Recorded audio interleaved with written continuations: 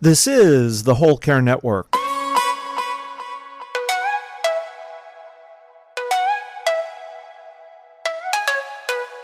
Helping you tell your story one podcast at a time. Content presented in the following podcast is for information purposes only. Views and opinions expressed in this podcast are solely those of the host and guest and may not represent the views and opinions of the Whole Care Network. Always consult with your physician for any medical advice, and always consult with your attorney for any legal advice. And thank you for listening to the Whole Care Network.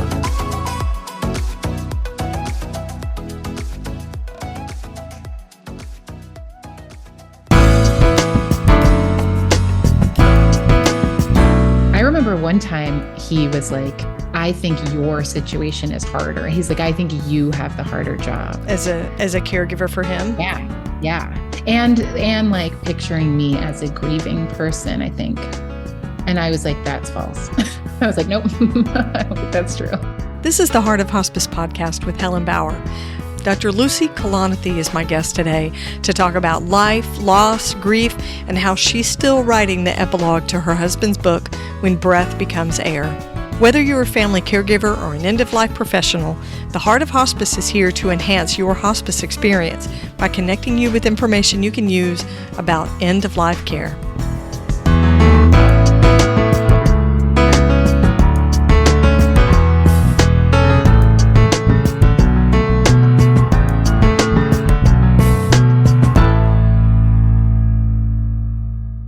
This episode of The Heart of Hospice is sponsored by Odonata Care. When caring for a loved one on hospice, support becomes essential. Introducing the Care Plan, a path to comfort for the hospice patient, a supportive guide by experienced hospice nurses Nancy Hireman and Brenda Kazire. Nancy and Brenda invite you to experience all that the Care Plan has to offer. Be sure to check out their free library of care videos on thecareplan.net or on YouTube.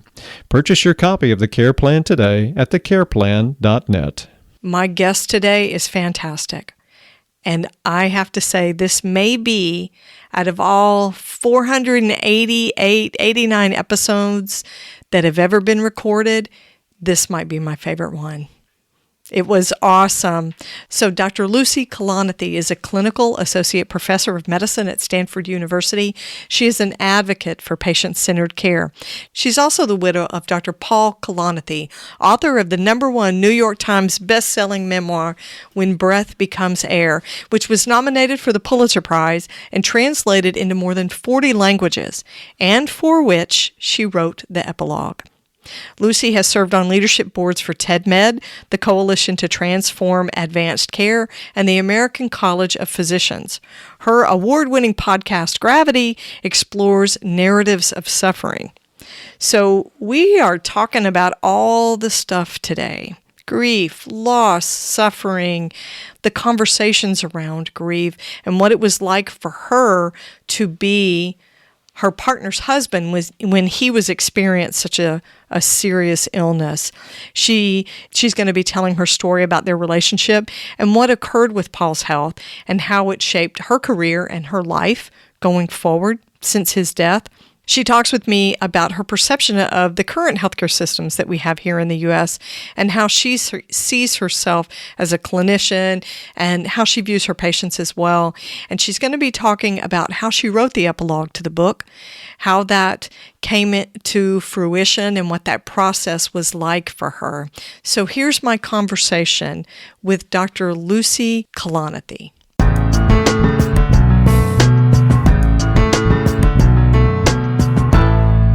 Lucy, welcome to the Heart of Hospice podcast. Thanks so much for having me. I am thrilled to have you. You are a dream guest that I've been chasing for several years, so I'm thrilled to have you on the podcast. And to get to know you a little bit better, I have an icebreaker question that I did not send you in advance. Cool. Yes. So here's the question so my listeners and I can get to know you a little bit better. When you're in a bad mood, who is your go-to person to make it instantly better? Oh, my sister. So I have a twin sister who's 2 minutes older than me. the vibe is actually that she's the oldest. It's three siblings, and she's the oldest. I'm the middle by 2 minutes, but that's the whole vibe in our family for years and years. I'm the peacemaker, and she's the like, make the trains run. She lives in Brooklyn. She's a writer. She actually has a blog called Cup of Joe that's like out in the world, and it's just very different from me. And also, we know each other infinitely well. So it's always her. Very cool. But I have to ask you, so if you're the middle child, I'm the youngest of three. My brother is the problem middle child. Ooh, interesting. Yes. So Ooh. middle children get a bad rap, although I have to say a lot of times it's justified. That's funny. Knowing my brother, yeah, he is the quintessential middle problem child. But Yeah, interesting. when you guys were little, did you have special ways of communicating for just the two of you? Yes, we did actually. We had like a language when we were toddlers. My parents tell us. And then now everyone's like, oh, like if Joanna sprains her ankle, do you know it immediately? And it's like, no, but I think about her all the time, and I get worried about her like more than I get worried about other people and stuff like that. It's just a deeper connection, sounds like. Yeah. Well, we're going to jump into more about you because I want to hear your story. Tell me the story of you and Paul and how his book, or your book with Paul, When Breath Becomes Air, came into being. Yeah. So Paul Kalanithi was my late husband. He died about 8 years ago. And the two of us met in medical school as first year students. And then by our fourth year, we were married. And we moved to California to start our residencies. I became an internist, and he became a neurosurgeon. He was a really interesting, beautiful, funny person. And he initially had thought he would be an English professor. So it's like a real jump to neurosurgery, but he was just really interested in the mind and the brain and identity and suffering and life and death. And so to him, they were sort of a piece.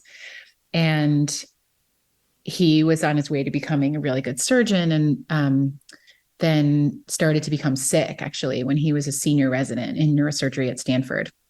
And I was like beginning my career as an internist. And over the course of about 6 months, maybe last week, came to realize that he had stage 4 lung cancer and a prognosis of like probably months to a few years.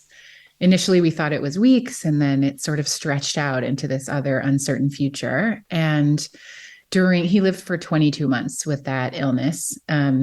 He died when he was 37. And during that time, he went back to work initially as a surgeon, and then started writing as a personal reflection, but then some published pieces, and then began working on this manuscript in earnest for a memoir about being a doctor and a patient and thinking about those same issues. And we decided to have a baby during the time that he was sick as well, which is a big decision. And then ultimately the book came out after he died. And the publisher asked me to do a book tour, which sounded bananas. And also, like, as I'm sure a lot of people relate to, like, in a way, initially right after he died, like, I only felt like myself when I was working on the book, like with and for Paul, if that makes sense. And so then I like worked on the manuscript and the copy editing and the cover and the publicity and the book tour, and sort of carried that forward. And then in my own career, sorry, this is like such a long answer. In my own career as a physician, I've always been interested in patients with serious illness and their families, and like healthcare costs, especially monetary costs. Like, what things do we spend too much money on? What things do we not spend enough money on? And just like wellness writ large and meaning, and ultimately sort of the chance to like tell our family stories in a different way from Paul, but sort of similarly, has like shaped me as a doctor and even shaped my academic career. And I've sort of moved into thinking about like stories and storytelling, and less so like policy and like implementation in the healthcare setting. So it's just weird. It's like life just never turns out to be what you thought it was going to be. And it can also be beautiful and wonderful. There's so much I want to unpack, but what I hear you saying when you talk about you've gone from a focus on regulation and policy to a focus on the art of providing care, medical care for someone. That's such a reflection of who Paul was and how he began to write, because in the book, which is hilariously well written, when most physicians cannot even write legibly. I think he was a writer who became a doctor instead of the other. Absolutely. He had a degree in English literature. Yeah. Yes, it absolutely shows through in his book. So it doesn't read like you're reading orders, that are written out in the hospital. I remember reading the book and being struck by that. But he had such a recognition of the blend of the humanity and the science and how we are providing care in an industry, in the healthcare industry. And I remember reading about how grueling it was to be a neurosurgeon. Yeah, he writes about how he got really burned out and kind of lost it. Yeah. And then do that and was just like, yeah, totally. Yeah. Yeah. And then he writes about what it was like to be a patient and how, obviously we had like layers on layers of privilege that made it easier. And it was still the hardest thing. And it was hard to be a patient and be, sort of dehumanized in a way, which is really hard. It is. But I think it gained perspective for him that really anybody who works in healthcare needs. Totally. Right? I've been a patient and I've gone in there and I'm like, these people suck. I can't believe that. Yeah. And then I realized, well, I've probably done this to somebody. Right. I can do better. Right. Yeah. Right. And it's like, you just have to hold it all at the same time. It's like, I think of like a pilot in a cockpit, right? And they're like, I got to fly this plane perfectly. And we have to get where we're going. And they're not like, who's going to a wedding? Who's going to a funeral? Like, who are my passengers? But it's like both. You have to keep toggling like all the time, and yeah, totally. Yeah. We're not he's not flying boxes around. He's got people on the airplane. And I think sometimes we, as healthcare providers, no matter what your discipline is, we like to objectify people because it's a little easier to shuffle them around. For instance, when we help someone find an alternate place to live, we say we place them somewhere. Oh, so interesting. Gosh, no kidding. That's objectifying. Yeah, that's bananas. Yeah. You take a mug and you set it in the cabinet. You place it in the cabinet. Oy. Those are for objects, not human beings. Yeah. Or there's this other thing that's like, I always think about how people will say like empowering a patient or like involving the patient in the plan of care. And it's like, it is not like the patient is the plan of care. Their life is the plan of care. You know what I mean? Yeah. It's like, we are lucky to be involved. And that it's really interesting, right? There is so much that's centered. Like you say, the language is even centered. And I think sometimes we pay lip service to things like that. The plan of care is all about the patient. Sometimes that's just crap. Sure. That's not true because A, we don't want to pay for it. B, we don't have time for it. C, your insurance won't cover it. Right. But then it's like, there's all these people who entered as clinicians, right? With these like very deeply felt ideals. Like there's a lot of easier jobs you could do. And so I feel like it can be equally distressing for clinicians who feel it. Yes, there's moral distress. Sure. Totally. Yeah. I think that phrase is right. So I think being a patient, the way Paul was, gives perspective to somebody who's providing that care. So you know what it's like to be on the other side. And what I hope is that for those of us who have experienced any type of illness or surgery or any sort of health scare, that it really makes us look at things differently and understand where our patients are coming from. Right. Totally. Yeah. I just went through like a mini health scare. And after seeing like a few clinicians, I was like, you know what I just want? I want someone to say 2 sentences. I want someone to say, I hear you saying this is affecting your life every single day. I will stick with you until we have it figured out. I was like, please, can someone say this to me? And now that's something I've always thought about with patients, but now I'm just like, it comes out of my mouth. I'm like, what do I wish I had heard, Totally. And that's not complicated. It's not medical jargon.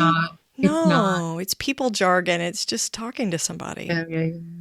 But it's good. Like you were saying that thing about like, sorry, I don't mean to get you in the weeds on this like thing, but it's really interesting. You were talking about like, oh yeah, and then we're using this language, and is it fake? I also think there is there is a good side to like having structured language if it's the right language, because like just because you have good intentions isn't like you suddenly become a good clinician or a deft clinician in what you say, right? There is like a fake it till you make it aspect of like learning Right. communication skills anyway, but this is all swirling around all the time. So if we're talking about standardized language, right, that really helps, right? Because then everybody's speaking the same thing. We all understand what everybody's doing. But what if standardized language also included the 2 sentences that you wanted somebody to ask you? Totally. Yes. Yeah, What if right. what if that was standardized language along Right. with saying plan of care and person-centered care? Right. Yeah, if that kind of communication became Yeah, standardized. right. Right. I like it. Which basically is like see you as a real person. Yes. Instead of a patient. I think the Mm-hmm. labels help us to move people within the systems that we have. We have an industry. Well, Yeah. I don't want to get care from an industry. Yeah. I want to Right. get Right. care from my doctor, from my Right. nurse practitioner. Right. And don't get me started on AI. Mm. It could be helpful. It could be helpful. It can be helpful. I get that. But it just goes against my grain because I firmly believe that technology should never take the place of touch. And during the Mhm. pandemic, hospice professionals and patients and their caregivers really suffered Mhm. from that lack of connection. Mhm. Yeah, it was so detrimental for a lot of professionals that work in end of life care. It was hard for us not to do Like that. actually traumatizing. Yeah. Yeah, yeah, absolutely was. I think, we talked a lot about older people, especially in long-term care facilities, becoming isolated.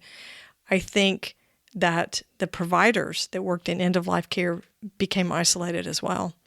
Mhm. Yeah, Totally. we had to turn the faucet off, all this empathic care, Mm. that we Mm. like to provide, and we had nowhere for it to go. Right. Totally. So let's touch back on the book for just a minute.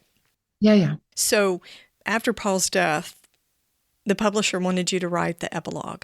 Mhm. Can you describe that experience? You said it made it feel like you were with Paul. Yeah. Maybe I'll just like start there. I mean, I knew that Paul was going to die. I knew it the whole time. Didn't know when, but I knew it. And then when he was dying, I knew it. And the last day was confusing because you just never know it's the last day until it's really definitely the last day. But the moment he died, and then like the day after he died, et cetera, was like so weirdly shocking, even though I knew it. It was like he was, what it felt like to me was like he was here and then he disappeared. Like he just disappeared. Yeah. And like somehow I just hadn't been ready for like that feeling.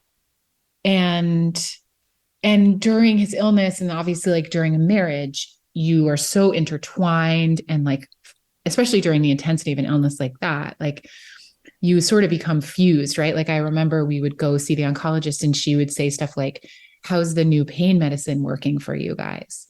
And it's like I wasn't the one taking it, but I was the one, like I was in it. I was like in it, Yeah. and as much as someone ever could be. And so yeah, to have him disappear was just like utterly existentially shocking. And so then it just felt, yeah, it really felt like a connection to keep this thing going that he had wanted to finish.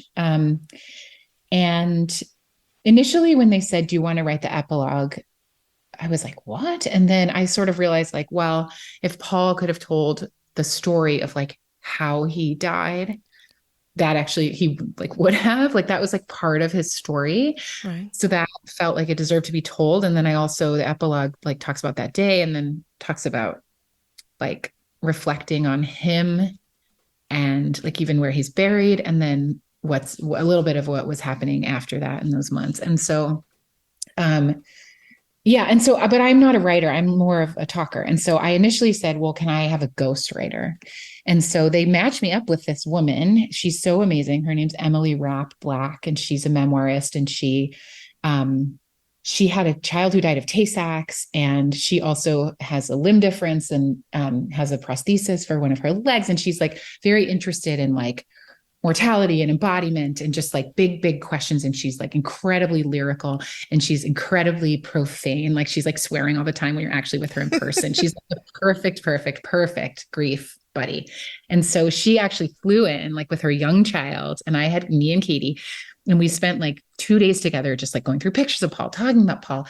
And ultimately she sort of like coached me through the epilogue. I really needed help with the structure.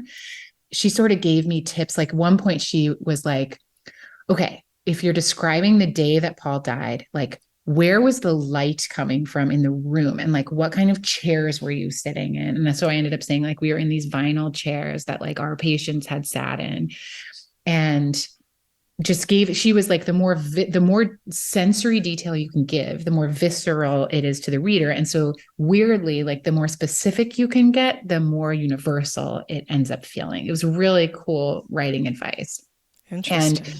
And yeah. And so she helped me with that. And but like when I look back at the drafts, I was like, oh yeah, like I wrote this. But then like some of it is hers, and the structure was like came through her. And so it was like she ends up calling herself a collaborator. But that was a fantastic process. It just felt compelling to me and like good. And then obviously I was really proud of Paul. And so I want to do a good job.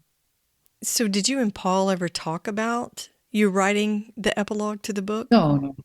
We thought he was trying to finish it. He was trying to finish it, and then it was unfinished. Yeah. But we didn't, I mean, we could have been like, after I die, can you write this? But it's like, there was also a chance that he was going to finish it and it would come out when he was alive, you know? Mm-hmm. He just didn't know. Yeah. It's interesting. So why do you think the book resonated so deeply with people when it came out in 2016? Because it's wildly popular. Yeah. It was like on the New York Times list for a year. Yeah. And I think it's been published, in 30 or 40 different languages? Yeah. And people want to make a movie of it, which but I don't think will happen unless Katie does it as an adult. It's interesting. I mean, it just like hit the zeitgeist in a certain way. And like, Donald Trump got elected. Was it later that year, 2016? And just Yes. like if it had come in a different time, I think it like wouldn't have, because some of it is just like timing and luck and what's happening culturally and how people feel. Sure. But I think like one thing that's interesting, I was talking to Paul's agent before it came out, his literary agent. And I was like, how do you think it's going to do? And she was like, it's so unpredictable. It's like, it's a book essentially about dying by a person who just died. And so like either it's going to do terribly or like really well. And I was like, cool. And I understand. Like, I was asking you, but I don't know. I think it's sort of like, I think it just hit something. I'll say it a couple different ways. It's about meaning, which everyone is like interested in at some level. It's really beautifully written. So that's like, obviously makes you want to read it. I think a lot of people read it and then gave it to someone else, like to think about and talk about. And then I also feel like it's like at this weird cultural moment where sort of like, at least in like, there's a weird cultural moment where it's like the first time in history where like death and dying and suffering and aging are kind of like hidden, like not done in the same like ways that they have been done in the past or are being done around the world. But I think for people for whom that's true, like engaging with these questions is appealing. It's like people still want to.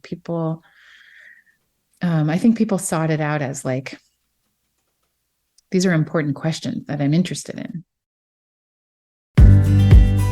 When caring for a loved one on hospice, support becomes essential. Introducing the Care Plan, a path to comfort for the hospice patient, a supportive guide by experienced hospice nurses Nancy Hireman and Brenda Kazire, with over 40 years of combined hospice experience. The Care Plan is your trusted companion, a wealth of knowledge from clinicians who understand the unique challenges of hospice care. Nancy and Brenda provide practical insights in their book, along with a library of guided videos that offer caregiving tips and techniques to make caregiving easier and simpler. The Care Plan isn't just a book, it's a source of strength for those who navigate the challenges of caregiving, ensuring that every moment is embraced with compassion and care. The goal of Odonata Care is to transform the end-of-life experience through education and support. Nancy and Brenda invite you to experience all that the Care Plan has to offer.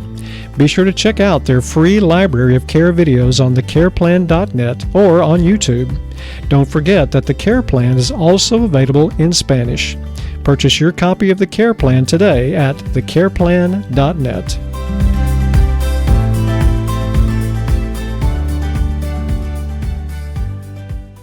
So, do you think it resonates differently now after the pandemic? Because the grief conversation, even globally, but across the United States, is different. We are global grievers now in a way that we weren't before. Do you think the book hopefully, sits right? differently? Yeah, I hope that was a good lesson of the pandemic. So do you think the book sits differently now with people? I still hear from a lot of people, and I hear from people like on an individual level, like I lost someone, this was really helpful. Like I still get that a lot from people and hear that. I don't really know. I think such a good question. I think if you're suffering very deeply, like in the moment, it can sometimes be like white hot to read a book like that, because you're just like, I'm trying to just make it through and I can't engage with. Yeah, it's too much. It's too much. And so there's a chance that like that is the case. So I don't know. I think in a way it like receded a bit during the pandemic, partly for that reason, but I don't know for sure. I don't know. What do you think for a book like that? I think that makes sense. I think the grief for us became tangible, not from losing people, but just loss in general. Loss of safety, security, sense of self, all sorts of things. Safety out in the community, security inside our own bodies, being bombarded by a virus that we'd never had. Yeah. Maybe too tender a pain point. Yeah. Depending on what's happening like globally and politically, I also think it's like there's different kinds of suffering, right? So like this book is about how to make sense of like the suffering that can come to anyone.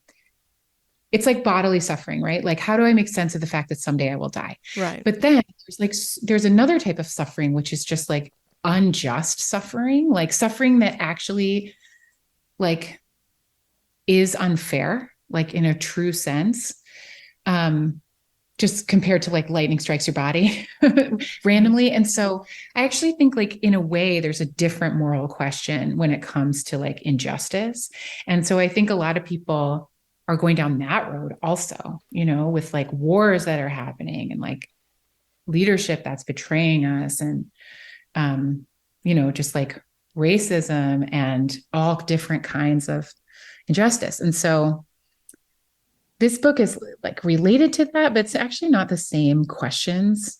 So I think there's a place for it, but I don't think it's the only type of suffering to understand. Or some suffering, it's like you should fight. Other suffering you should accept. Should is a strong word, but no, but that's an interesting point. There are lessons to be learned through all just of it. like, yeah. Like, and how do you choose? Like, how do you choose which type of suffering to like tolerate and soften to, Right. and which type of suffering not to? Actually, do you know Adi Barkan, who has ALS, who's like a young like activist? So his name's Adi Barkan, and this is like a young man. He's younger than me. He was in his early 30s when he was diagnosed with ALS, and he's now like very disabled and like one of the world's most powerful activists, and he uses like eye gaze technology to do a ton of like social media activism, and he's incredibly just like a brilliant mind and a brilliant leader. Yeah, he wrote this article in The Nation, and I just would highly recommend this to people. The title is "I'm Dying. Here is what I refuse to accept with serenity." And he actually talks directly about this tension between how do you choose what to accept and what to fight in your life. And he takes the serenity prayer and then like reorders it and flips it around in a way that makes more sense to him. It's really beautiful. You should read it. Interesting. I'll have to check that out. I think Paul had a lot of those questions, and from what I remember from reading the book, he forged ahead. Even when he was undergoing treatment, he didn't stay away from his work for very long. Yeah, that was like his personality. But I think, yeah, that was his, like, there's a lot of ways to handle like a serious cancer diagnosis, right? Like if your job isn't a good fit for you, leave it forever. Sure. So like everyone's different, but, right. Some people leave their marriage when that happens. But Paul was gifted as a surgeon. He was, he was an up and comer. That was part of what made his life meaningful and what was really important to him in terms of meaning. And so he didn't want to leave it aside. And interestingly, at the same time, like he got diagnosed and then he was like, I have to like resurrect my same life. I have to keep going. And then as he was going along, he was like, actually, this is a different life. I have a different life now. So like writing seeped into that and just changing. He realized he wasn't going to have a 40-year career as a neurosurgeon, and then did have to like change his relationship to that work. Did he recognize the book as a legacy project? Did he see it that way? Yeah. Because that's what it is. Yeah. And he like really recognized it as something that he was leaving for our daughter, who as a way to know him. Wonderful. On your Twitter account, you have, your name and everything on there. And you write, still writing epilogue to When Breath Becomes Air. So that's, it's been 8 years. What does that mean for you, still writing the epilogue?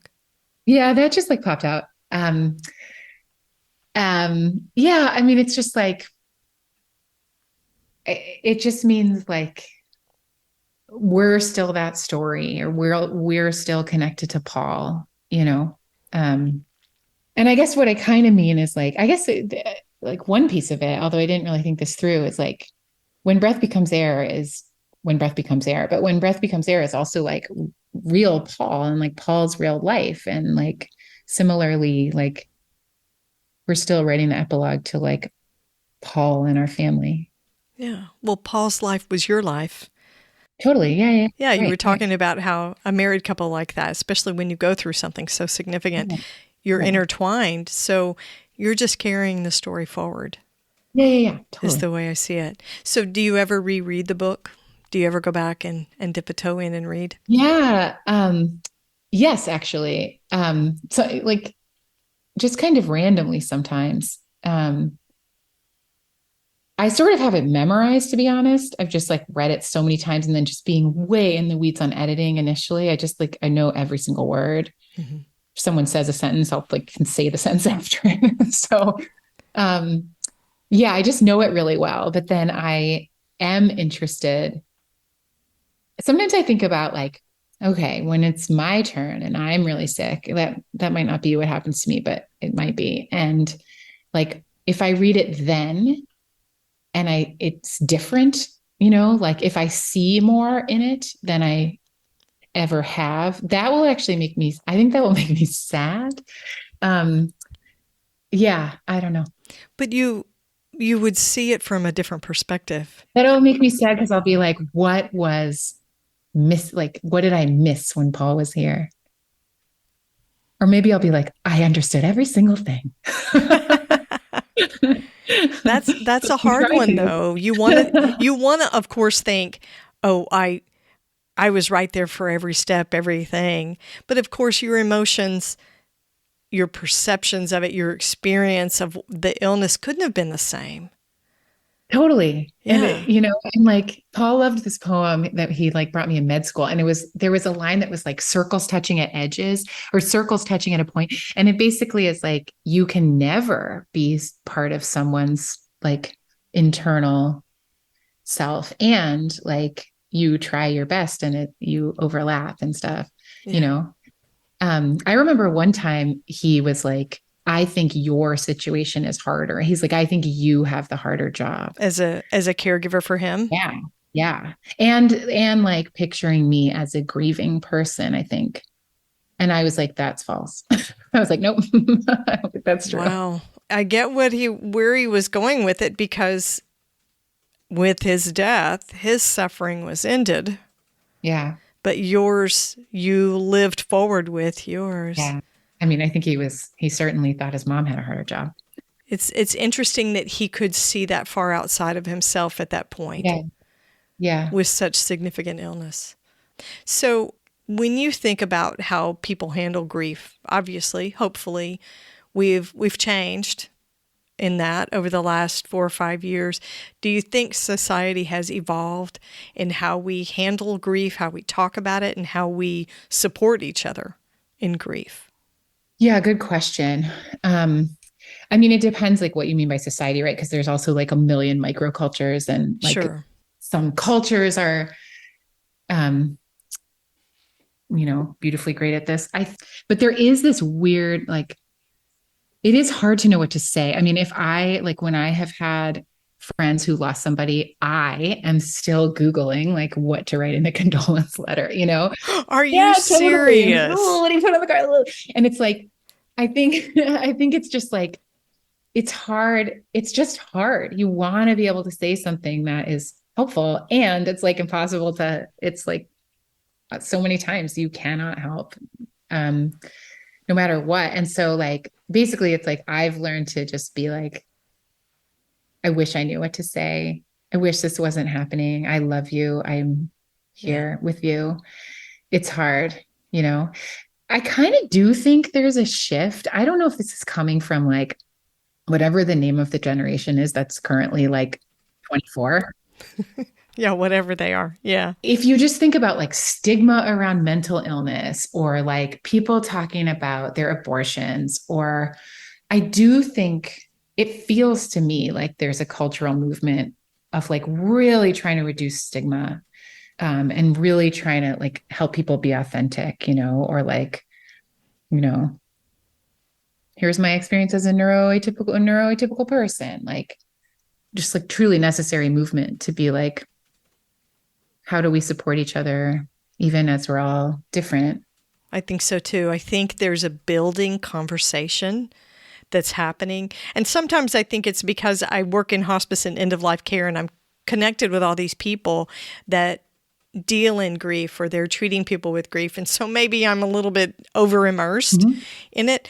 But I feel like there are people, just lay people. I have a friend that's a teacher, and her mother died suddenly. She created a grief journal for young people to use, younger people to use. And she doesn't have any training except for the fact that she had a significant loss. Yeah. So she's making meaning out of her own grief experience. And I see a lot of that kind of stuff, that people have just decided, this is what I needed. So here's what you could use. Yeah. And I'm just going to make something real. Like I'm going to make something really And so real. if there are, 100 different things out there, choose something that might be a good fit for you.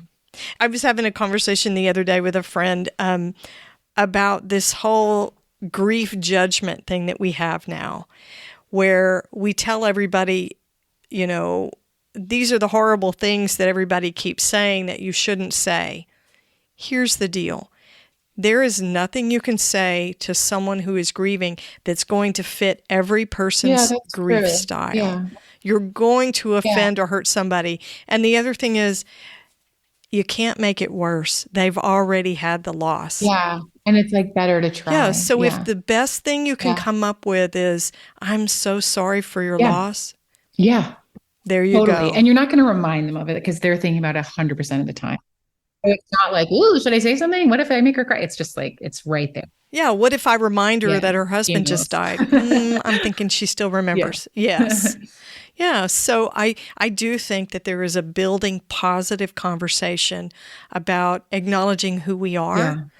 as humans and as grievers, and asking better of ourselves, Yeah. I think, is what we're starting to say. Totally. Yeah. And there's also like these really great listicles. Like I feel like this question about like, are things changing? It's like there's all these listicles of like how to help someone. And it's like even just like super practical stuff, like let them know, like no pressure to respond, like there's a casserole on your doorstep. Right. I'll just be here with No you. pressure to respond. Yeah. Let me know if you want me to eat it with you or not. You know what I mean? Yeah. Just giving people space, and there's like real tips around now. Yeah. And not space like you have your space over there because I don't want to be in your grief space because it makes me uncomfortable. But here's your grief space. I see it and I'm right on the edge of it. I'm going to stand up here. And whenever you want to let me into that, we can do that together. Right. And I'm also like not going to make it about me. And I'm not going to make me feel better about how I'm helping. Yeah. It's an interesting conversation. And I really like the direction it's going. Totally. Same. Yeah. It's the right direction. Yeah. Yeah. Yeah. It feels right to me as an end of life worker. But so when it comes to end of life and suffering and grief, what's on your wish list as a physician, right? What's on your wish list for healthcare in the U.S.?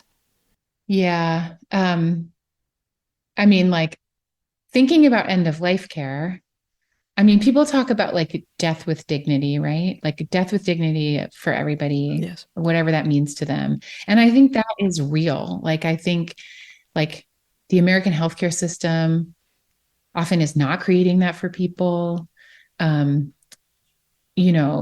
cultural, technological, like nature of the health system doesn't always lend itself to peace or communication or, anything necessarily like that. Although it can, and like palliative care and hospice do, and that's all changing as well in a really beautiful way. And then like similarly, there's this woman who's a palliative care physician named Sunita Puri who wrote this. She wrote a memoir as well, but she wrote this New York Times article called Unequal Lives, Unequal Deaths. And that's also about, this is true around the world, right? Where if people don't have access to like a safe place even to be sick or pain medications, period, like that kind of thing, like making it so everybody has access to reduce unnecessary suffering. And then, and then I think probably this just like what we were just saying about a bigger cultural conversation that can help everybody like have words and be seen and, like help us see this end of life and dying as like, not as this other side event that we were like hoping wasn't going to happen, but like a real part of our lives. And, until you die, you're alive and you're a person. Isn't that the key to the whole thing? Totally. I love it. I love it. Lucy, how can listeners connect with you? I'm kind of on like Twitter or whatever it's called now. I'm not going to say it. I dropped off a little bit for my mental health, but I'm there. My handle is Rocket Girl MD. And I also made a podcast during the pandemic called Gravity. And it's about like narratives of suffering. It's a little more fun and interesting than that sounds. And I'm tied up a bit in my sister's like online magazine, which is called Cup of Joe. Those are the main ways. You can DM me on Twitter. Thanks so much for talking with me today. Thanks for having me. Thanks for what you do. Wonderful. I was just thrilled to have you on the show. Thank you. Yeah, my pleasure. My pleasure. You can connect with Lucy at lucykalanithi.com. I'll have a link in the show notes if you're not sure how to spell it. The book, is available all over the place. When Breath Becomes Air by Paul Kalanithi. It's an amazing book. If you work in end-of-life care, I would really recommend that you get this book. Be sure to catch the next episode of the Heart of Hospice podcast. You can find more episodes on theheartofhospice.com, and don't forget to follow us on your favorite podcast platform. You can connect with the Heart of Hospice on Facebook and Instagram, and send your questions or comments by email to helen@theheartofhospice.com. And remember, no matter who you are or where you are in your hospice journey, you are the heart of hospice.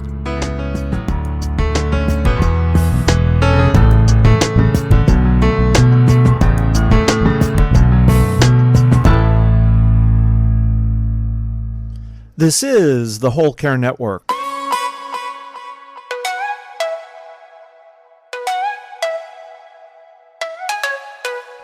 Helping you tell your story one podcast at a time.